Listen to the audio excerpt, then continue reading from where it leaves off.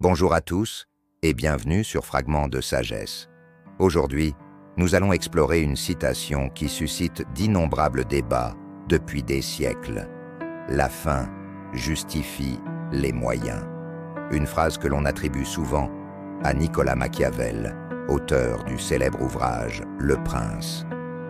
Mais qu'est-ce que cette expression signifie vraiment? Machiavel l'a-t-il vraiment écrite? Et pourquoi cette idée est-elle si controversée? Installez-vous confortablement et décortiquons ensemble cette citation emblématique. Qui était Machiavel? Pour commencer, un peu de contexte. Nicolas Machiavel était un philosophe, écrivain et diplomate italien de la Renaissance. Né en 1469 à Florence, il a vécu à une époque marquée par l'instabilité politique, les complots et les luttes pour le pouvoir entre les grandes familles italiennes et les États voisins. Dans Le Prince, son ouvrage le plus célèbre, Machiavel propose un guide pratique pour les dirigeants de son temps. Il y décrit les stratégies que les chefs doivent adopter pour conserver leur pouvoir et garantir la stabilité de leur État. C'est un texte réaliste, voire cynique, qui rompt avec les idéaux moraux et religieux dominants de son époque. Machiavel a-t-il vraiment dit « La fin justifie les moyens » Eh bien, non. Cette phrase n'apparaît pas textuellement dans Le Prince, ni dans aucun autre écrit de Machiavel. Elle résume toutefois assez fidèlement l'une des idées centrales de sa pensée. Pour maintenir le pouvoir et garantir la stabilité de l'État, un dirigeant doit parfois prendre des décisions immorales ou brutales. Par exemple, dans Le Prince, Machiavel écrit « Il est plus sûr d'être craint que d'être aimé ». Il soutient aussi que le dirigeant ne doit pas hésiter à mentir, manipuler ou même recourir à la violence si cela sert l'intérêt supérieur de l'État. Autrement dit, la fin, ici, la stabilité politique, justifie les moyens, même les plus discutables. Pourquoi cette idée est-elle controversée?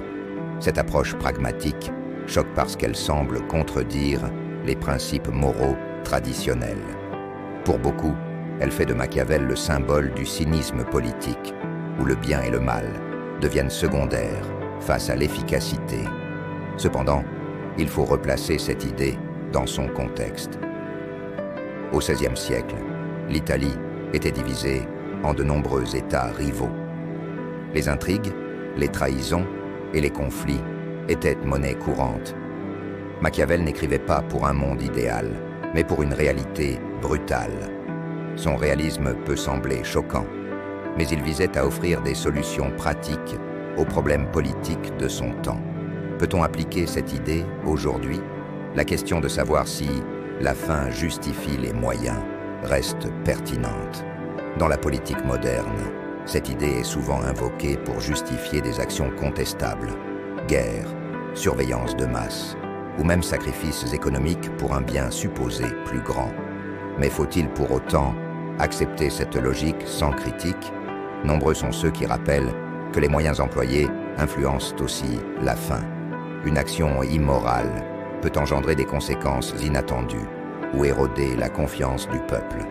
En résumé, la fin justifie les moyens est une réflexion puissante qui nous pousse à examiner les compromis entre moralité et pragmatisme. Machiavel ne nous dit pas de rejeter la morale, mais de reconnaître que, dans le domaine politique, les réalités sont souvent plus complexes que des principes absolus. Qu'en pensez-vous? Cette citation vous inspire-t-elle ou vous révolte-t-elle? Partagez votre avis dans les commentaires et n'oubliez pas de vous abonner à Fragments de sagesse pour d'autres explorations philosophiques. Merci d'avoir regardé et à très bientôt.